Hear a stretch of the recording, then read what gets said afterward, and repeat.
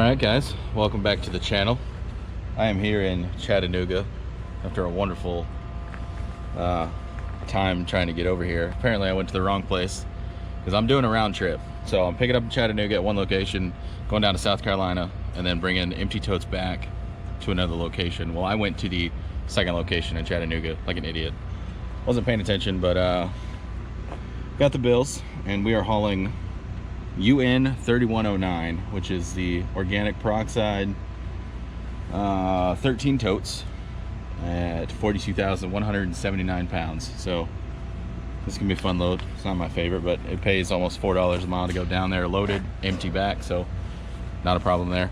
So I'm gonna go ahead and open the doors and yeah, get the doors open and then get into the dock. So the time getting over here was freaking insane. It's crazy. But let's get this thing in the door because they're ready to load me. All right, let's get over to the dock.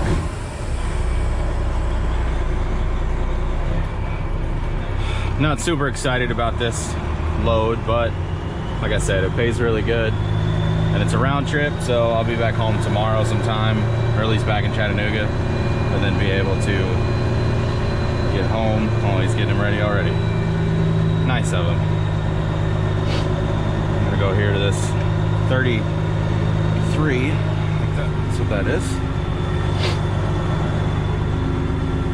I'm gonna attempt to get in now. This is gonna be the heaviest tanker endorsement required load I've hauled. I've hauled tanker loads like 30,000, you know, just like 3 or 4 totes, 5, 6 totes, whatever, but I've never hauled a full 42,000 pound tanker endorsement required load.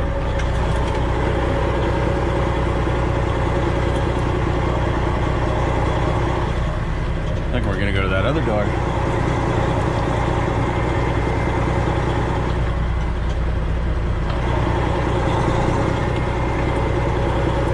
Go to that one. What does it matter, right? She gave me the option when I went inside for either door, so whichever one looks easiest to you. Look at that. Hot diggity freaking dog.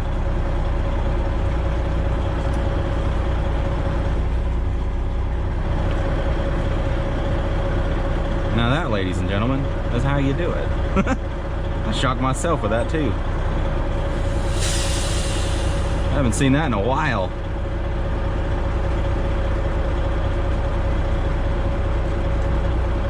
I'm just waiting to feel the bump of the dock there. And then, boom.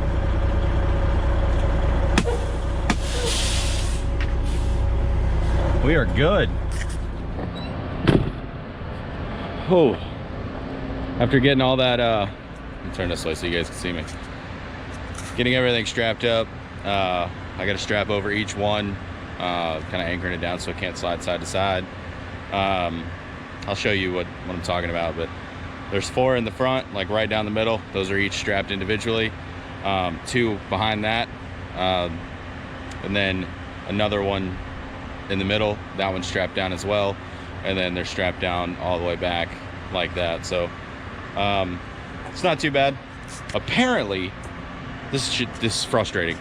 My chicken lights and the lights on my trailer and all that stuff. There we go. Just to give her a little tap. If you guys remember in a few videos ago, I had all the issues with my lights that they were acting crazy. Well, I was back after I came back out and I put my placards on. I slid my tandems kind of to about where I want them. I noticed the lights on the trailer were flickering, so I'm kind of like, oh well, that's not good. So I pull the fuse panel underneath the dash, and I'm looking at all the breakers. The same kind of issue I had before, and my hand's wet after pulling one of the breakers out. It's full of water, so apparently I got a leak above the dash somewhere, the windshield somewhere, and it's running down into the breaker panel, fuse panel, whatever, relay, whatever you want to call them. and that's what's causing them to go bad. Because last time I had an issue, I got a truck wash before that, and then, but this is my wife calling. Yeah. Hey, I'll call you back. Love you. Yeah, I'm good. Yeah, I'll call you back. Love you. And just a few days ago, it stormed really bad at the house. So I'm thinking the heavy rain, the heavy water, stuff like that is leaking down in and causing the problem. So I'm gonna have to figure out where it's leaking from. But let's talk about this load. Ooh, I'm gonna blind myself here. I got the placards on. You guys have seen me do that already. So I got the plastic shields on them. So should be good there. I'm only going 300 something miles. I got my tandems pretty far forward, but most of the load is up front, and according to my gauge up front, I'm sitting right at like 34. So this is the load. It's exciting. Everything's strapped down. You guys mentioned before that I need to strap my strap box down, so I did that. I strapped all the dunnage to the wall, so should be good. Thank you guys for looking out on that one. But placards on, all my trailer lights are working now. Shut this door here, and be good to go. Need to scale this thing.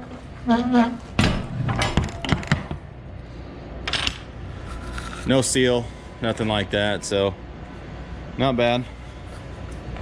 I'm gonna walk around here.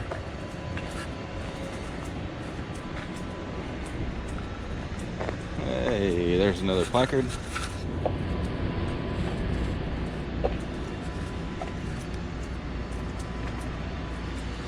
Placard on the front. This turn this light off here. Get this camera turned around. The guy here at shipping, I guess he's a driver as well. He came over while I was strapping the load. And he was like, hey man, if you want to just stay here tonight, you're more than welcome to. There's actually a shower. You can just kind of walk through the building, and to the left there's a shower, and it's still new, so it's nice and clean. He's like, I know getting down through south of here, if you don't have the hours to get through Atlanta, you're kind of screwed. So I'm gonna look at my clock, see what I can do, and go from there. Call the wife back, let her know I'm all good. And yeah, maybe get on the road, maybe not. And I'll let you guys know here in a few. All right, well, I got the new 2020 ERG.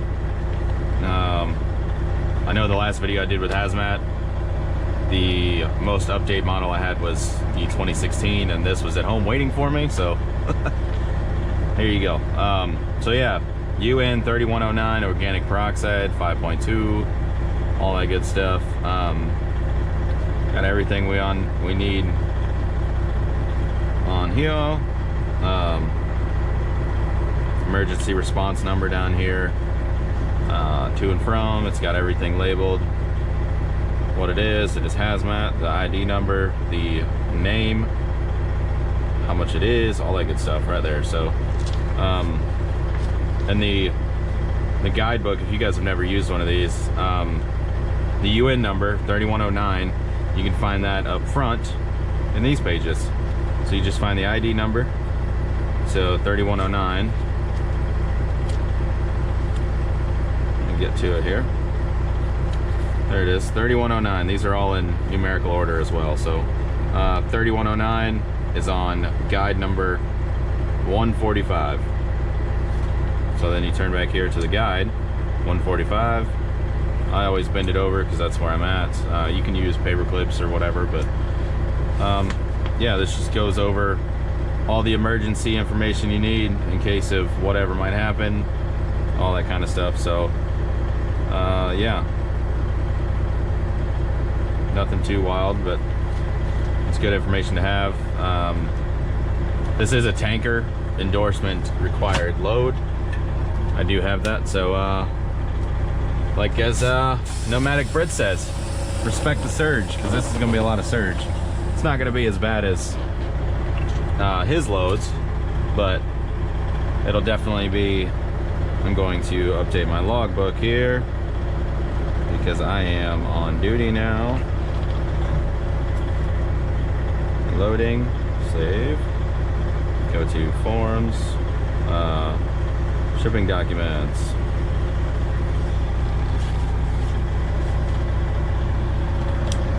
Put in my bill of lading number. We're gonna go with the shipper number, 7338. Save. Problem solved. All right, there we go. So we're good there. Leave that up there. I don't like putting it in the door because then you have to reach down if DOT asks for it, and it's just not. It's not a good thing to do. So to each their own, I guess. But try to keep my hands in sight when you're dealing with law enforcement. So let's get on the road here. I'm gonna turn this brightness down a little bit because it doesn't automatically adjust. It's not wanting to work. Here we go. There we are.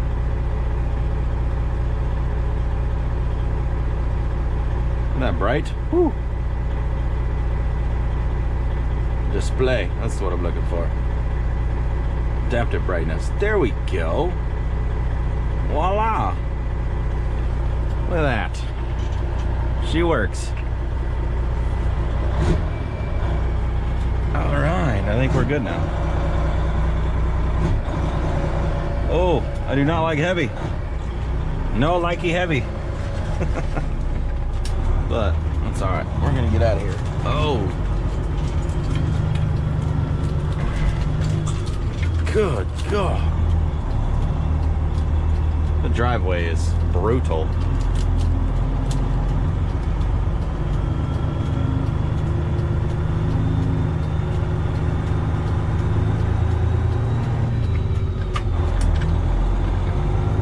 Alright guys, well, I'm not going to do a whole lot of night recording, so I'm going to get out of here and I'm going to stop and scale this thing. When I get to that, I will let you know.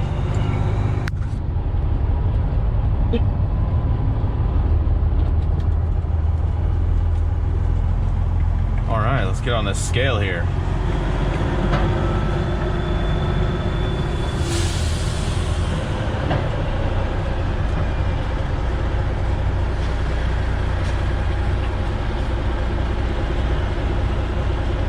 Let this thing settle for a second.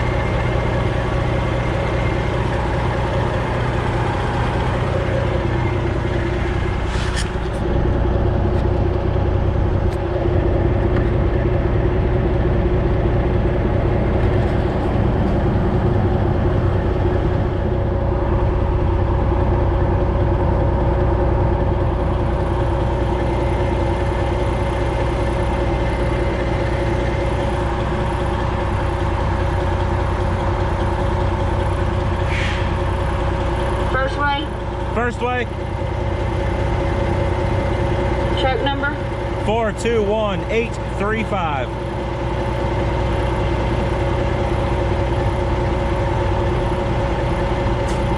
Alright, I got you. Thank you. Alright, now for the fun part. I don't have anybody behind me, so I'm going to back up so I can get to the fuel island. Because that just makes sense, right?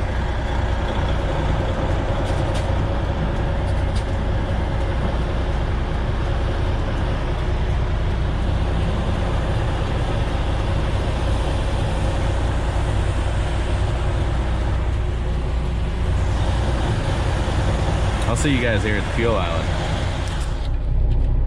Alright, so I went in and scaled. I'm a little heavy here. So if you can see that there. A little bit heavy on the back, but there's plenty of room, so I went ahead and I put in 110 gallons of fuel.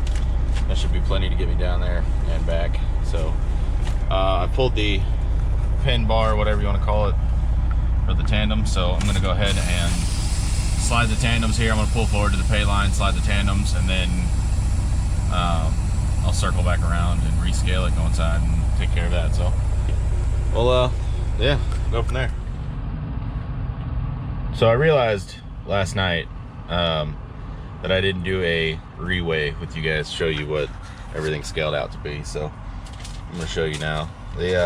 Here's the first weigh ticket. And I'm over 1,500 pounds on my trailer. So I moved it. I slid the tandems back because that takes weight off the trailer.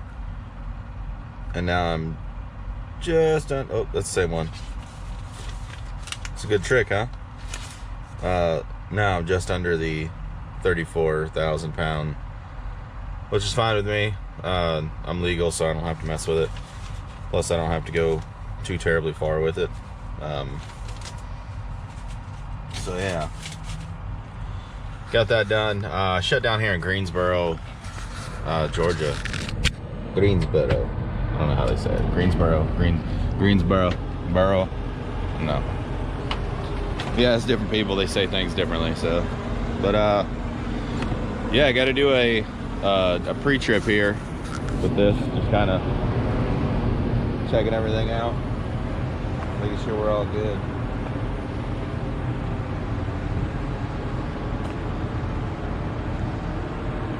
I've never hauled a tanker load as far as actual tank.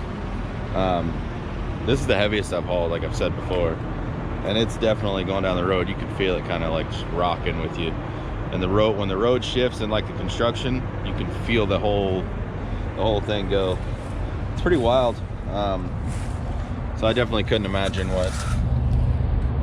what it's like for an actual tanker. But check the load here. I'm trying not to smell that. Everything looks good. Woo! Man, wish I had smell-o-vision. Oh, that stuff's potent.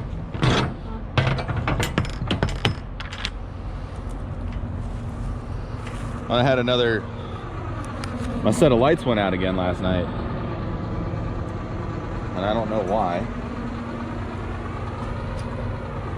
but the trailer lights didn't want to work and my chicken lights didn't want to work, so I had to go buy another breaker, which is getting old. So I got to figure out how everything's getting wet from under the windshield into the dash. You guys with a Classic or FLD have the same problem, let me know. Let me know what the solution is, because all I know to do is just go through there with some silicone and just seal every crack, everything I can possibly find, and hopefully stop the water from running down.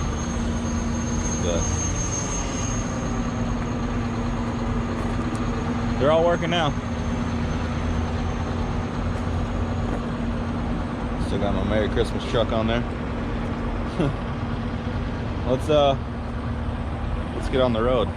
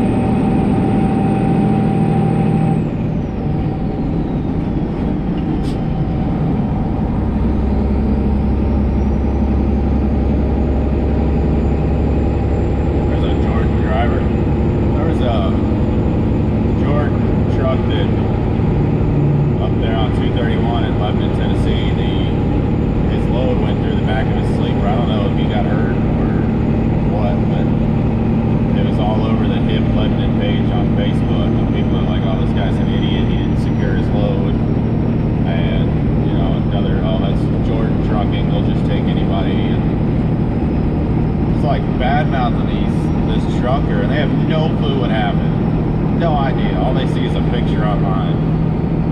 And it's frustrating. I dealt with that crap in that wreck that I went through. There was all sorts of people talking, just running their mouth like, oh good, another idiot that is dead. I hope he didn't have offspring. And just crap like that, dude. Like, I even had one kid that, after going back and forth for a minute, which shouldn't have wasted our time, it was my wife, just frustrated at the whole situation. And that woman is definitely a mama bear. Like, you don't mess with her or her own. And that's kind of how she felt about it. Just people running their mouth. This kid, he turned out to be 9 years old, was like, oh, that's what happens when you're on a road you're not supposed to be on with a low bridge. It's like, what? Like, that's the interstate the truck is sitting on with the car in the back of it. Like, I don't, what are you talking about? He's like, oh, I can't even drive yet. Every now and then my dad lets me drive this boat. Then why are you running your mouth about something you have no idea what you're talking about? I guess that's the world these days. Everybody talks shit, but not facts though. Everybody running their mouth, they don't know what they talk about.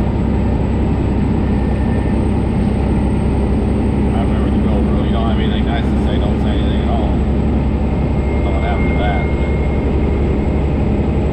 That's what my kids are raised up on. Treat others how you want to be treated. Don't say anything if you don't have anything nice to say. Don't say nothing behind somebody's back you wouldn't say to their face. Three very important rules to live by.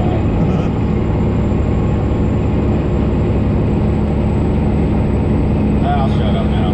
Get on down the road here.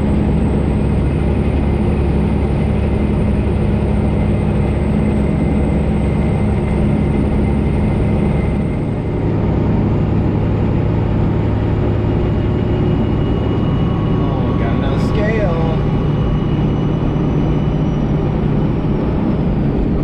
Checking that gravity pressure.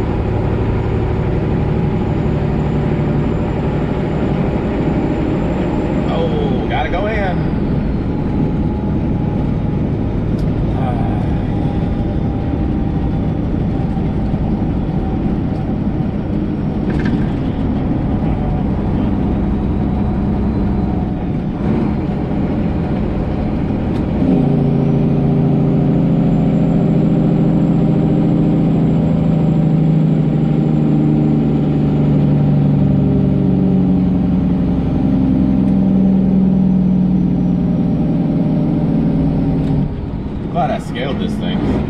I almost didn't. glad I did. That would have been a hefty fine. 1,500 pounds over. Oh, plus a hazmat load. Oh, they would have loved that. Well, I bet I'm going to get put on a scale here. Well, maybe I won't. Who knows? Hey! We need to bypass here. Right.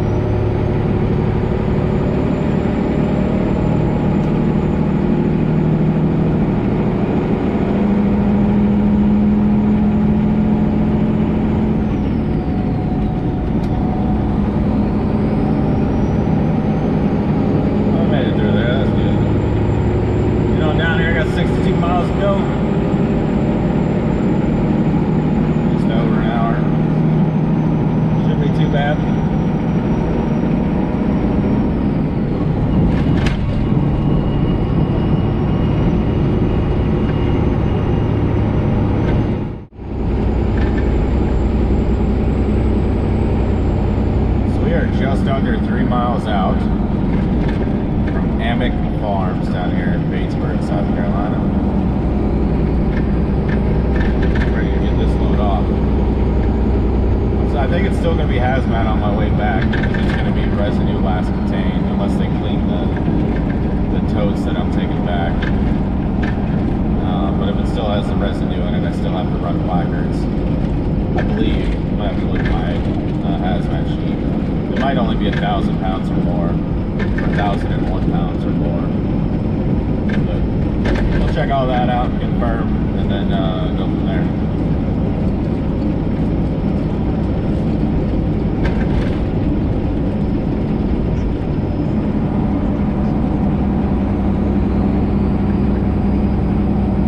The address wouldn't pull up on the GPS, so I had to kind of figure out the cross street on Google Maps and find the road and all that stuff on my GPS.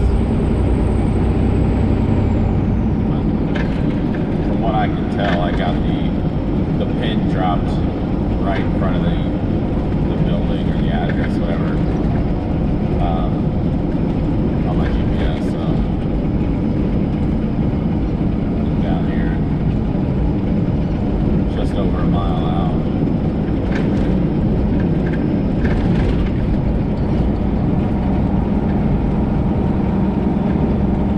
Looks like a pretty big facility on Google Earth. Big farm. I think it's a chicken farm. Chicken processing plant or something. I've been to a couple of those and they always smell wonderful. Not really. A little sarcasm there.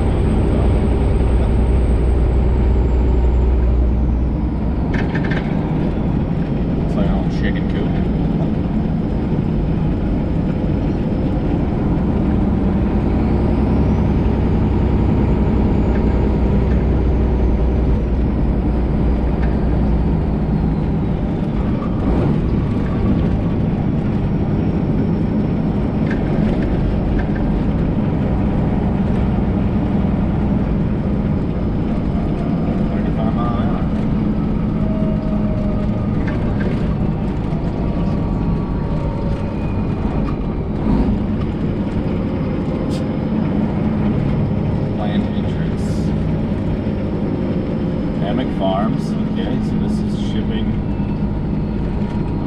that's where I'm going to be going for receiving.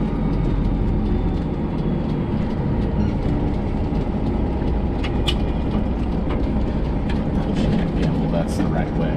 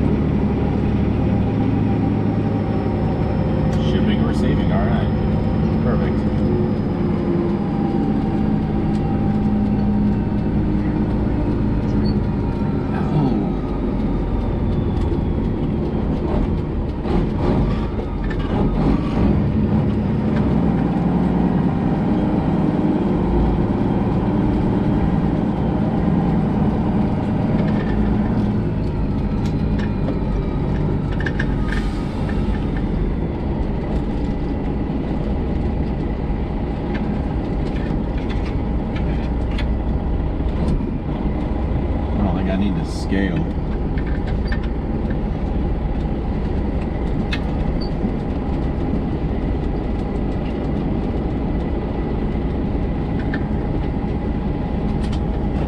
Alright, I'm going to go in and see what I need to do.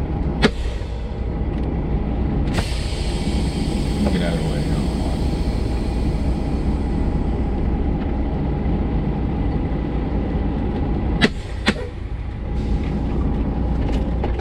So that's how they kill chickens. They just line them all up in front of these fans with chemicals, and from what I understand, that's what kills them, because they're all moving whenever they get over here, and then they stop moving. So yeah, we're gonna go get this mounted back up here for you. Come on now, line up. There you go. We're gonna go down here to the supply building.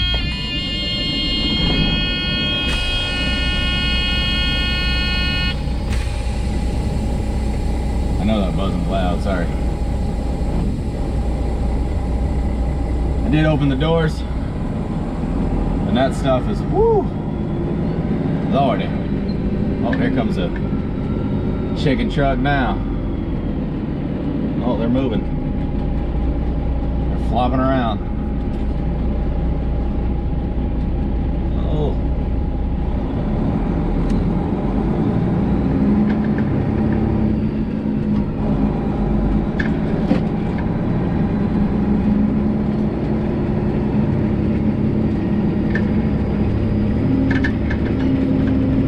Yeah, I love their road.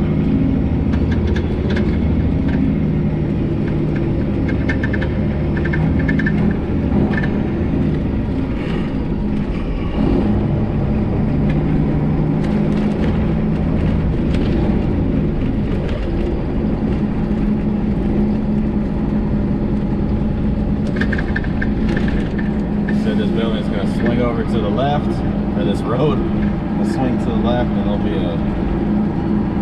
some sort of wastewater thing on the right, and then the supply building on the left. So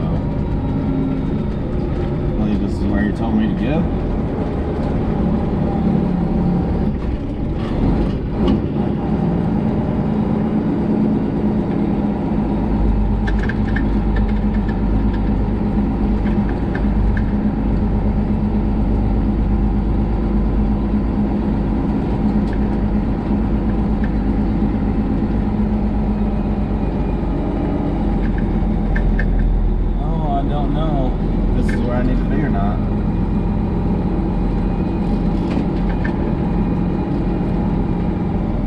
Find out from one of these guys here somewhere before I go too much further. Alright, so apparently I gotta back up in there. So right now I gotta back up where I'm at here, and then turn around in this big gravel parking lot here if I can. back my happy little butt on up in there, which is going to be freaking interesting, to say the least.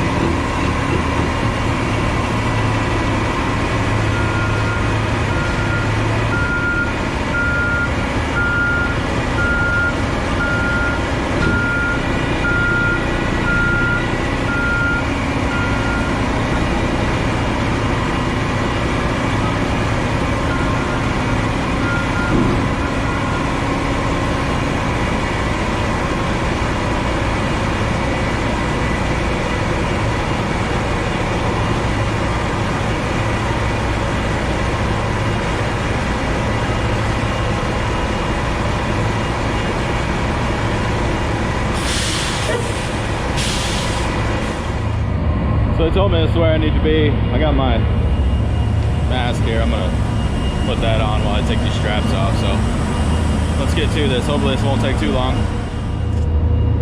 All right, take all these straps off here. Gotta undo them, obviously.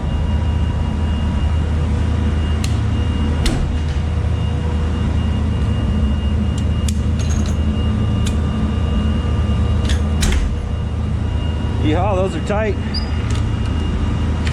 Load's secure, huh?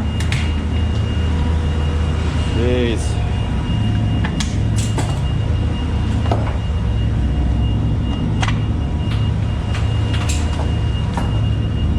Oh, we'll get done with the rest of these here and roll up all these straps, all that good stuff. Well, I'm not gonna roll them up yet because I don't know if I'm gonna be, oh, I don't want it to pop on my hand.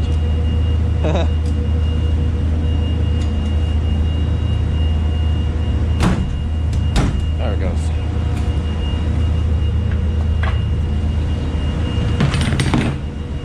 I don't know, like I said, if I'm gonna have to strap each individual one or what, so we'll go from there. And I'll check in with you guys in a few.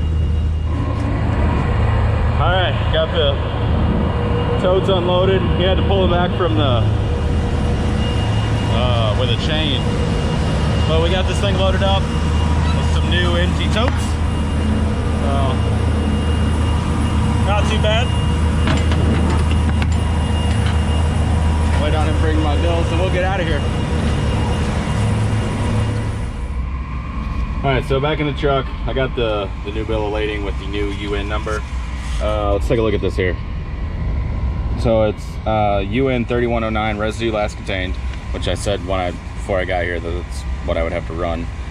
There's 20 totes of that, and then there's 5 totes of the UN1824. Now this is a class 8 and this is class 5.2. So you can look on the table, which I keep this in the door over here for quick reference here. You can look at the table, class 5 here, 5.2, and you can go over to class 8. So class 8, and you can find out if you can haul them together. I can't haul these together.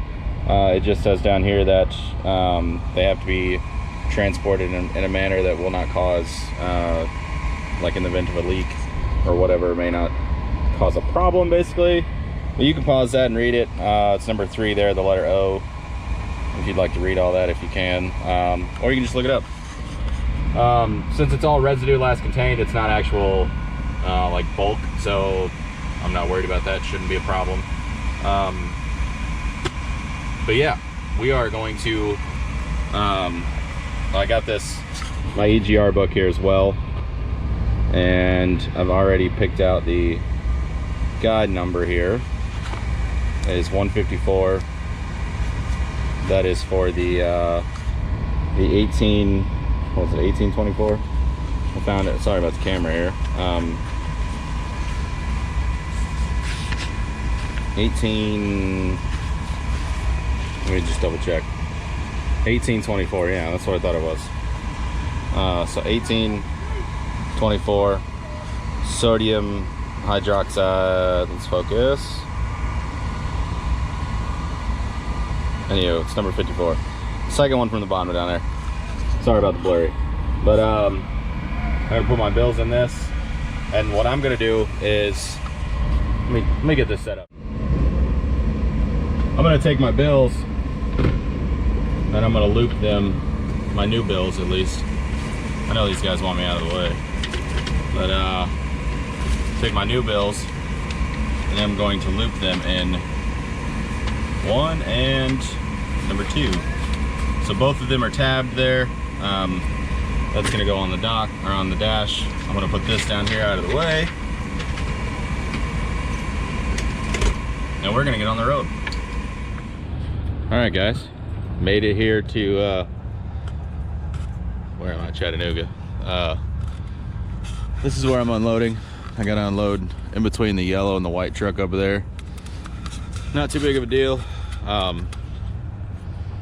It looks a little dicier than I hope it's gonna be, but Wasn't supposed to get unloaded till tomorrow, but they're here, so I walked in and they said, yeah, sure. Go ahead and back into the dock and we'll get you unloaded. Hells yeah, I'm going home tonight. Another 2 hours to the house. That'd be good. Be able to sleep in my own bed tonight, right? But yeah. I'm gonna set this camera up so you guys can watch this whole thing instead of the whatever view it is here, so I don't get ran over. Yeah, so you don't have like a head view. I'm gonna set it up so you can see the whole show, I hope. But yeah, let me show you this dock real quick so you can see kind of what I'm getting into. I gotta back in off the street up here, back in here basically. I know it's dark, you can't really see, but back in there. So I got plenty of room, which is gonna be weird because of the angle back up into the hole. But yeah, I'm gonna set this up so you can see, and hopefully I don't forget it when I get there.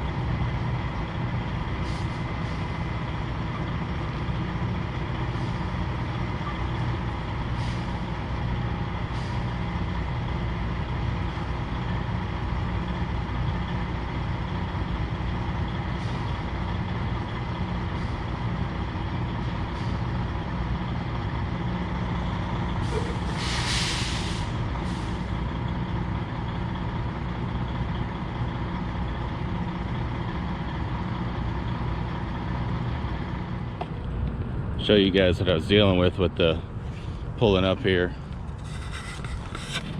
This dock is really close to the other dock, and it's real close to that mirror and all that. And there's more room in between these docks than there is the other docks.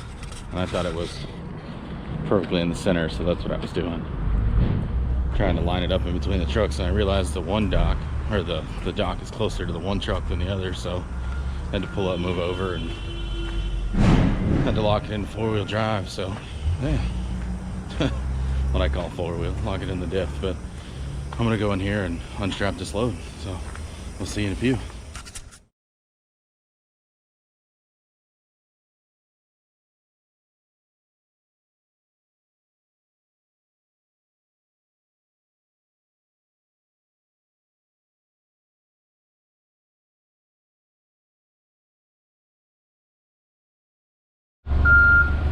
That was the last. Nope, there's one more back there. Last one. Get off here.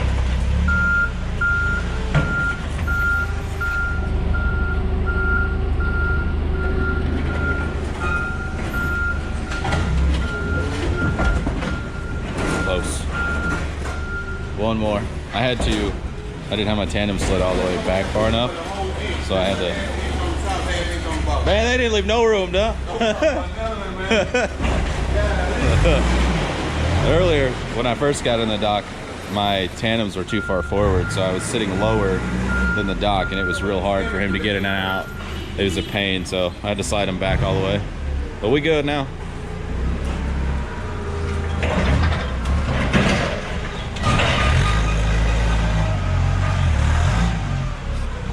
Let him get the rest of this done, then I'm going home. So you guys that have stuck around this long, I appreciate it. Please like, share, subscribe. As always, y'all stay safe. Love y'all. Don't have too much fun. We'll see you on the next one.